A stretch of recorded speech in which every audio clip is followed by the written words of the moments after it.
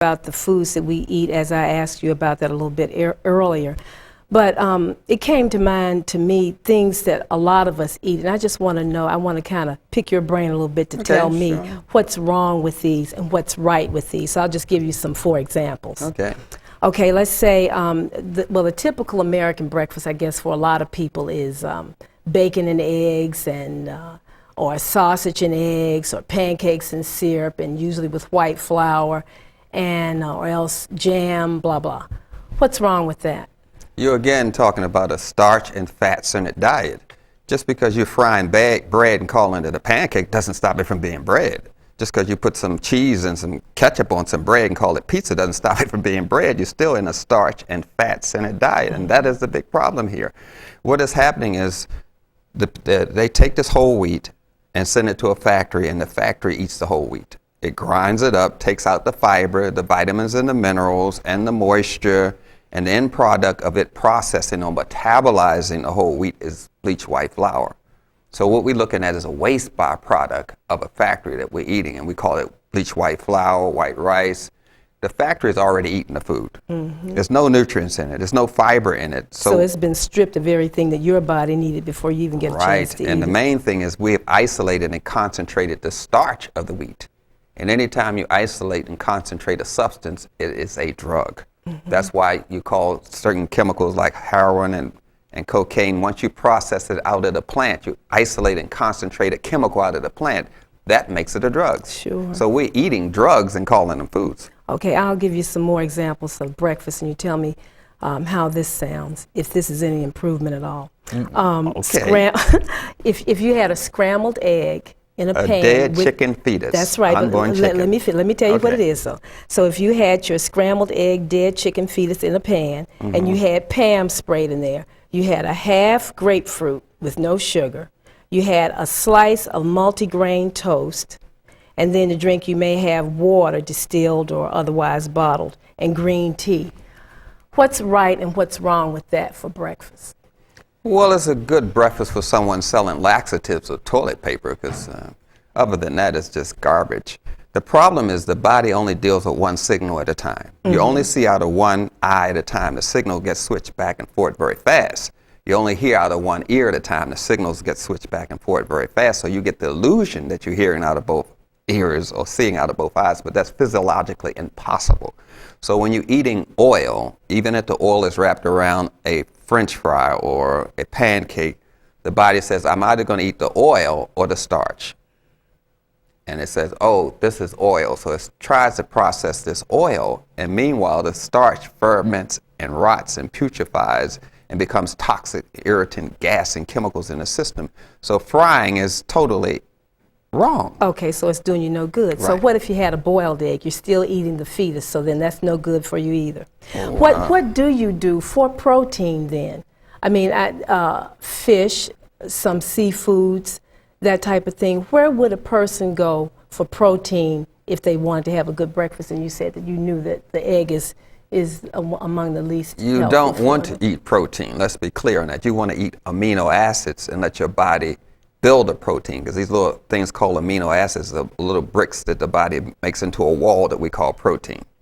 So you want to eat amino acids. You want to get the amino acids from the same place that the cattle got it, and the same place that the fish got it. They got it from eating grains. The cow eats grains and makes protein.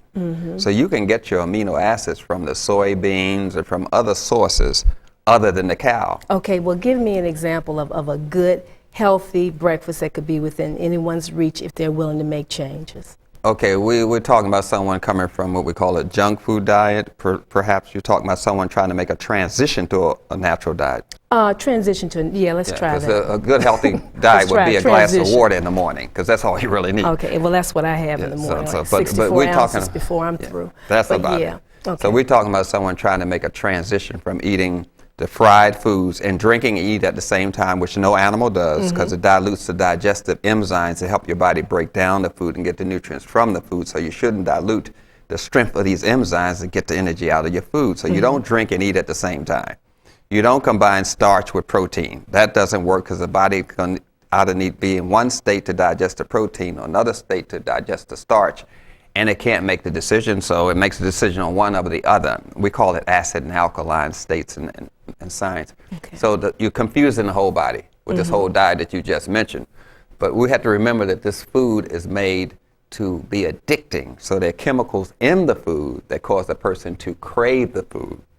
So we have addicting chemicals in the food, which we call behavior modifiers, which was released on the Nuremberg trial. So the unconfused dieter would eat what for a healthy breakfast? The unconfused dieter would have to realize they're addicted to the food. I can't do anything to the person until they admit that they're addicted. So let's say they realize that. Okay, then they need to take something called Crave Less or Crave X to get rid of their craving for sugar and salt. Otherwise, I cannot help them. They need Crave X or Crave Less, and take that according to the directions on the label. Those are supplements to get rid of the craving for sugar and salt. That they're going to need. Okay, so they've done that. Now they've done that. Now they're used to this milk and cornflakes, which is illogical because milk doesn't combine with anything in nature.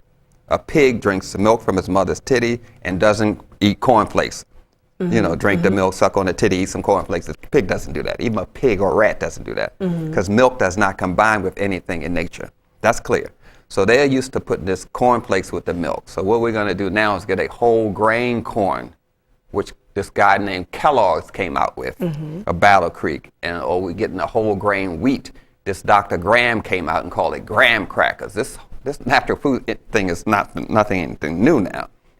In history, it was Dr. Kellogg's and Dr. Graham that introduced these whole grains long ago. So we're going to use a whole grain corn. We're going to call that cornflakes, named after Dr. Kellogg. Okay. And we're going to mix that with a vegetable milk known as almond milk, soy milk, rice milk, oat milk, spelt milk, and we're going to use that. That's what we're going to use instead of the cornflakes and cow's milk. Okay. Then we're all right. Now, if they want sausage, we're going to have the texturized soy sausage, which tastes like sausage. Those are good. Yeah, I eat them. So we're going to have the soy sausage and our cornflakes with the vegetable milk. Now we're all right. We're in a nice transition diet. We can stay there forever. Okay. No problem. And that's the start to your day. That's a start. Okay. But we're not going to do the citrus, because Okay. citrus is supposed to be eaten with citrus and citric along. We're talking about the grapefruit, remember? Sure. We're not going to do that because that doesn't combine. You eat citric with citric. That means grapefruit goes with lemon, lime, and oranges. So but they you don't- all stay in the same family. All the citrus are going to be staying there together. They don't combine with anything. Okay. All right, so then you might want to go through the day a little bit. Then it's time for a snack. How about raisins and almonds? Dried raisins, of course, that's a raisin. And then natural almonds. We got a problem Unsalted. here. We got a problem here. Because when God made this grape, it had water in it. Now you took the water out and you call it a raisin. When you eat the raisin, the body has to put the water back in the raisin, rehydrate as we call it, put the water back in the raisin. So the body, you eat the raisin, the body is going to turn it back into a grape before it can metabolize it. The body is going to make it into a grape before it eats it. So it has to pull this water from somewhere, so it takes the water from your veins, your arteries, and your nervous system. That's because a raisin is a concentrated sweetener. Like white sugar is a concentrated sweetener, maple syrup, honey, and all of these concentrated sweeteners cause the body to lose moisture in the nervous system, the veins and arteries, the bones, reproductive system, prostate. You understand what I'm saying? Uterus, eyes. That's where all of this fluid is coming from. So therefore, you're saying that dried fruits, or I'm asking, are dried fruits non-favorable to the diet if you choose to be healthy? Well, we're talking about a transition diet, right? We're trying to say this person, they're going halfway there, but not all the way there. Right. So we're saying they have to drink more water. If they're going to eat dried fruit, they have to drink more water. If they drink a lot of water, they can have their raisins. You're asking me to teach them the correct way to do something wrong. And I'm trying to say the correct way to do something wrong, they would have to drink more water. That's all I'm saying. Okay. Whether I think it's correct or not is another issue. But, Okay. All right. Well, okay. Yeah. All right. So then what would be considered a snack that would be even more healthy? And as you said, we're trying to teach this person the correct way to do something wrong. Oh, yes. Right. And we know they're a transition person. Absolutely. So we're saying that ideally, in your mother's womb, you were fed every 4 hours because it takes that long for your stomach to empty. That's when the amniotic fluid is changed. It puts you on the right eating schedule for life. But we came out here and we get conditioned by another culture to eat according to these other rules, which are culturally motivated. So we're saying that ideally, if you eat breakfast at 8 o'clock, you should wait 4 hours for your stomach to empty and then eat lunch. If you eat before then, it keeps breakfast on your stomach. So you end up going to bed with all meals still on your stomach, causing what we call constipation, which is white plaque on your teeth and tongue, which is a sign that your body is all backed up with constipation, with manure. So ideally, they should not eat a snack. But if they're going to eat a snack, we want to say the correct way to do this wrong thing is to eat a whole grain snack. A whole grain snack of some sort. So maybe some, like you mentioned, some almonds and raisins, papaya, mango, different types of dried fruit with some nuts and seeds. Okay. Yeah. All right. And then moving right along, dinner, and then I'm going to move to another area. But I think it's helpful for people to understand exactly. It's more tangible, I think, when you can envision what you might need to put in your body, which explains exactly what you've been saying. For dinner, what if you had broiled salmon with dill and lemon juice, steamed spinach, and then maybe some brown rice? Can we do that? Ideally, you want to do the vegetables with the meat. Okay. Or you do the vegetables with the starch, but you don't want to do the starch and the meat together. That's not digestion, that's constipation. That's causing waste to accumulate in your system, and eventually you're going to pay for this thing. Eventually you're going to pay for it. It's no free ride in nature. Whatever you do wrong, you pay for it immediately. You may not be aware of it immediately, but you pay for it immediately. Right. So what happens when you eat this meal that you mentioned, there's brown rice and the greens and the salmon and all of that. Well, it's not fried chicken now. Yeah, it's broiled salmon. Yeah, it's a fish too stupid enough not to get caught. So that tells you how smart you're going to be by eating it. Really. So what we're saying here is that this stresses the system. The body says, this is stressing me to deal with this thing. And stress can be emotional, it can be social, it can be spiritual, it can be your relationship, it can be your job. And whenever you're under stress, it decreases the blood and nutrients to your reproductive system, to your digestive system, and to your immune system. So we got a problem here, because if you keep stressing your system, it's going to decrease the blood to your reproductive system. Eventually, your prostate is going to deteriorate, or your uterus is going to deteriorate, because anytime you stress the system, it reduces the blood to the reproductive system and the digestive system, which means you're going to have gastric reflux reaction, you're going to have diabetes, you're going to have liver problems, all that's organs that work with the digestive system. Sure. So stress causes that, no matter where the stress is coming from.